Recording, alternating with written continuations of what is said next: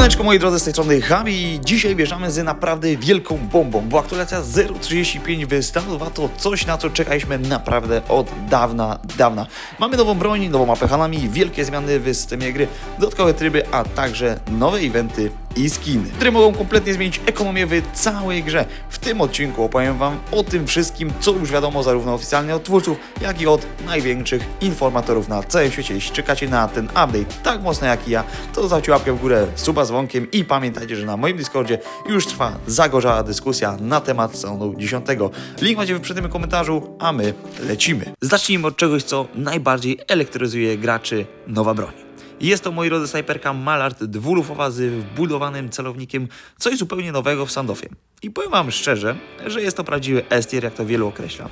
Plusy, moi drodzy, są takie, że po pierwsze, możemy oddawać dwa szybkie strzały praktycznie jeden po drugim. To oznacza, że w sytuacji klaczowych albo przy agresywnym piku, jeśli nie trafisz pierwszego strzału, masz od razu drugą szansę. To ogólnie daje dużą przewagę nad klasyczną AWM w standoffie. Drugi plus, moi drodzy, no to oczywiście wbudowany scope, więc nie musicie kupować dodatkowej broni. Wiecie, jest broń już gotowa od razu do gry, na blisko, jak i daleko.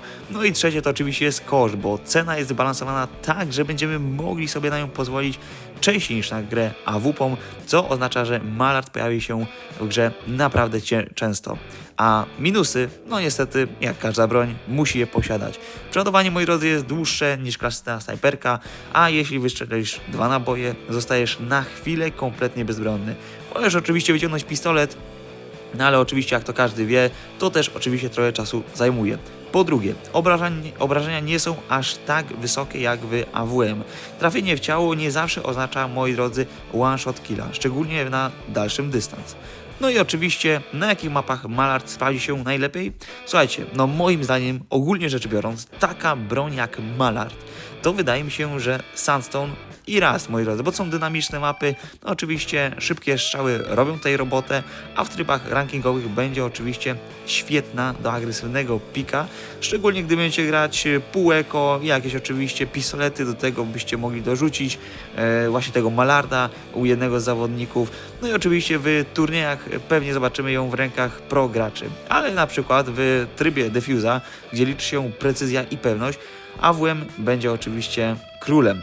Co ważne, moi drodzy, Mallard ma być dostępny przede wszystkim w Gold Passie. Nowy skin do Mallarda, czyli jeśli chcecie, moi drodzy, mieć skina do oczywiście Mallarda, no to zapewne, moi drodzy, będziecie mieć szansę go zdobyć w całym Gold Passie, który oczywiście będzie w sezonie 10.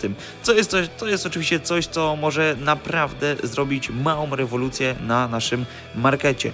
Jak uważacie, czy Mallard będzie naprawdę taką bronią, która może zrewolucjonizować grę snajperkami w Stanowa? Napiszcie hashtag Mallard i napiszcie, co sądzicie o tej broni, a my lecimy do kolejnego newsa. I teraz coś, moi drodzy, o czym tak naprawdę mało kto mówi, ale jestem praktycznie pewien, że w sezonie 10 też zobaczymy nowy tryb gry. Według przecieków i analiz trailerów ma to być tryb o nazwie Rabunek. Na czym ogólnie ma polegać ten tryb? Słuchajcie i oglądajcie do końca. Najprawdopodobniej cała akcja będzie rozgrywać się wokół kradzieży pieniędzy. Terroryści będą musieli ukraść gotówkę z banku czy ze sklepu, a antyterroryści będą starali się ich powstrzymać i bronić dostępu do całego sejfu. Brzmi znajomo? Tak, bo podobne tryby znamy chociażby z CS-a, ale w standoffie będzie to zupełnie coś nowego i zupełna, moi drodzy, świeżość. Dlaczego jestem o tym przekonany? Już kiedyś, dawno temu, moi drodzy, ale Wam o tym mówiłem, że w Google Play w zakładce o trybach gry pojawiły się zapowiedzi przyszłych trybów. I co tam wtedy, moi drodzy, było? No oczywiście, rozbrajanie, były, moi drodzy, tryby turniejowe, mecze sojusznicze i no właśnie, był, moi drodzy, rabunek. Potem to usunięto, moi drodzy, temat trochę ucichł, ale teraz w najnowszym trailerze widzimy wyraźnie, że w której oczywiście terroryści kradną pieniądze z banku, a antyterroryści starają się ich zatrzymać. to moi drodzy, wydaje mi się, że nie jest przypadek. I moim zdaniem właśnie jest to zapowiedź nowego trybu. To by się ogólnie zgadzało, bo twórcy wprowadzają coraz więcej urozmaiceń do samej gry. Najpierw dali krótsze mecze, potem overtime'y, a teraz potrzebny jest tryb, który będzie dawał szybkie, emocjonujące rundy i trochę inny klimat niż zwykły mecz, oczywiście jakiś matchmaker.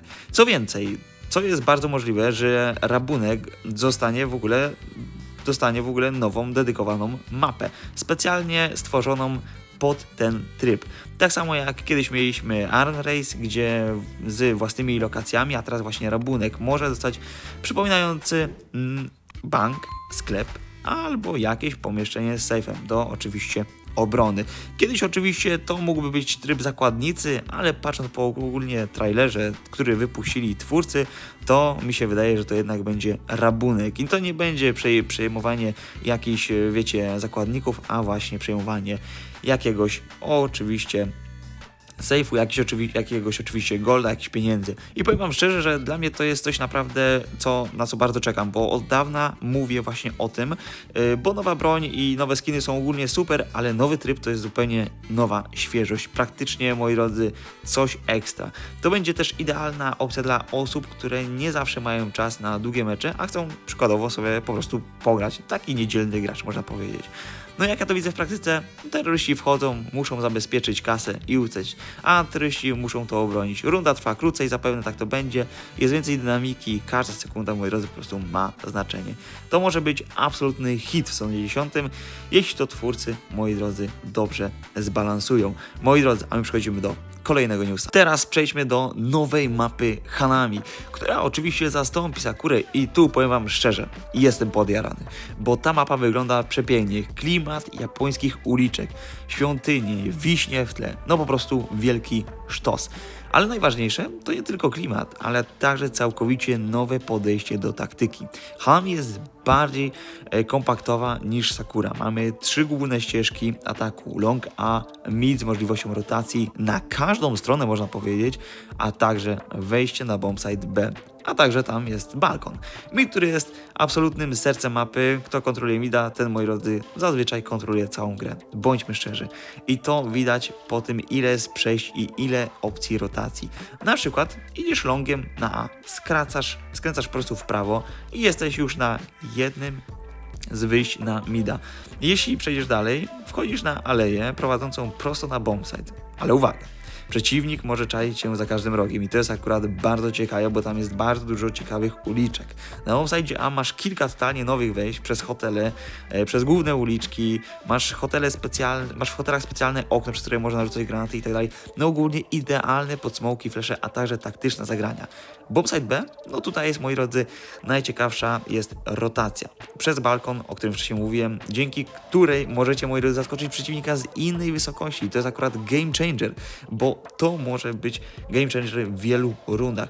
Jeśli chodzi o obronę na bombsite B, najlepiej jest oczywiście za samochodem i jak na razie to pokazywali w tym trailerze, czy tam oczywiście pokazaniu tej mapy, może być spoko, ale uważam, że ten sam samochód będzie można skanować i nie wiem, czy to będzie aż tak OP, jak oni oczywiście to opisują w tych swoich trailerach. Ale na A natomiast mamy wiele zamkniętych kątów, w których można się schować i naprawdę można tam zrobić ciekawą robotę, typu na przykład Ninja Defuse. W porównaniu, moi drodzy, do Sakury, Hanami jest bardziej dynamiczna. Dystanse są ogólnie krótsze, co oznacza słabsze rotacje i szybsze rotacje, a na Sakurze te rotacje były wolniejsze i dłuższe.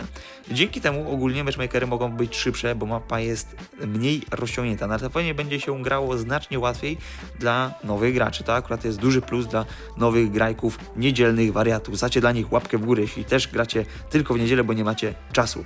Moim zdaniem Hanami ma szansę stać się jedną z głównych map turniejowych, bo daje ogromne pole do taktyki i kreatywności, szczególnie na szczeblu, moi drodzy, profesjonalnym.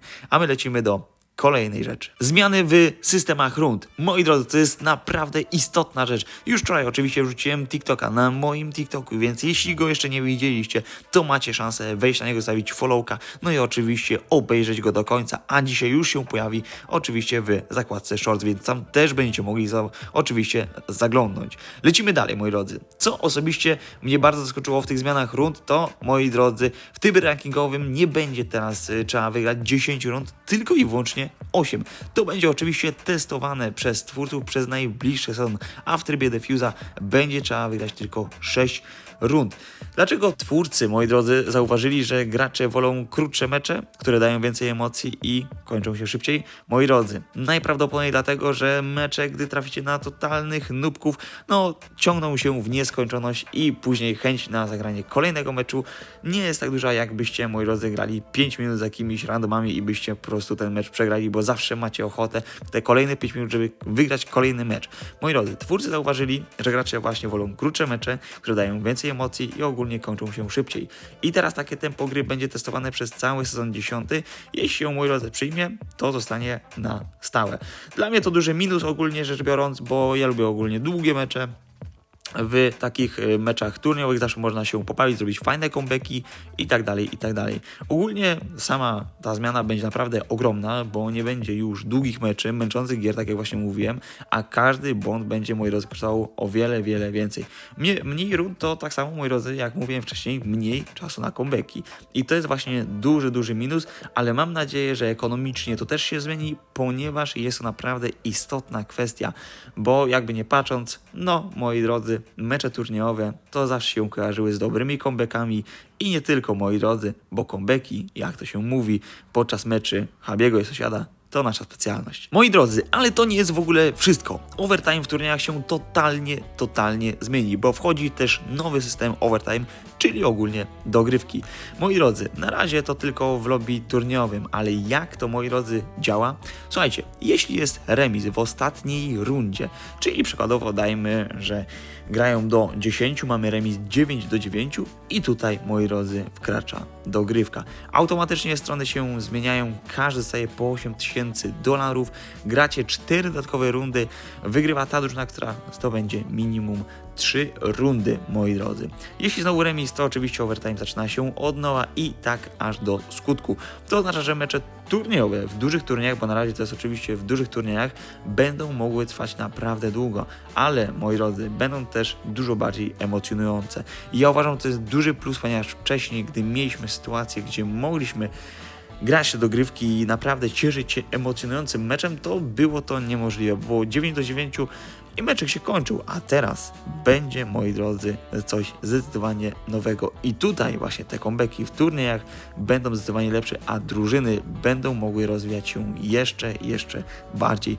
Lecimy do kolejnego tematu, 6. Teraz aktualnie jest event, moi drodzy. Kolejna sprawa, czyli w grze wystartowała letnia wyprzedaż. Moi drodzy, codziennie jest inny case w promce. Dzisiaj mamy Kameleon, jutro będzie Fable, pojutrze będzie Dynastia i tak dalej.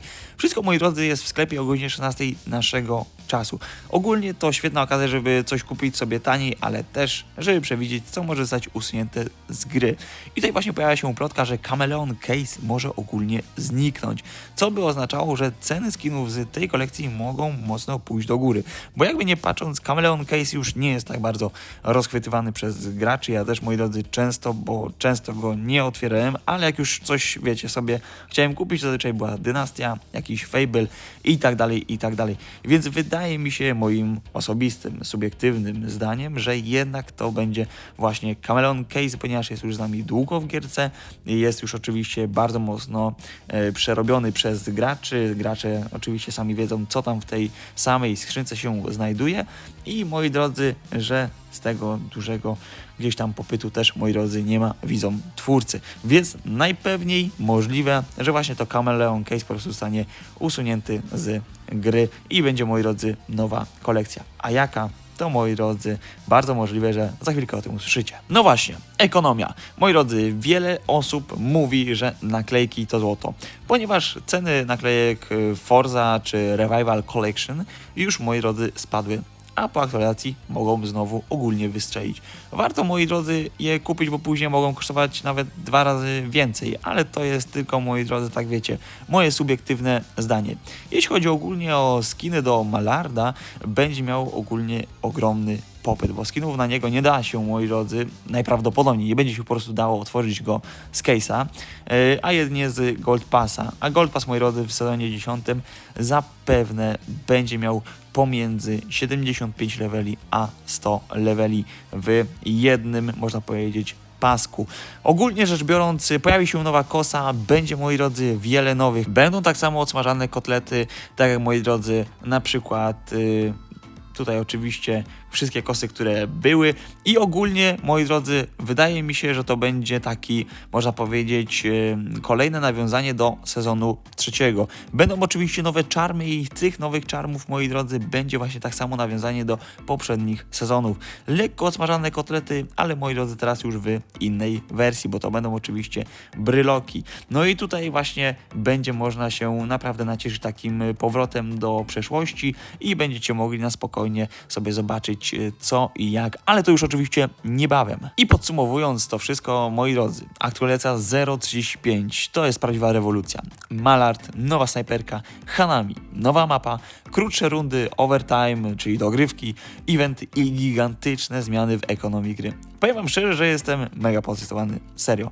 Mega ekscytacja, bo dawno nie mieliśmy aż tak tylu nowości naraz. Ostatnią taką nowością to może było w sezonie 6, jak wchodził Dune i różne inne takie rzeczy.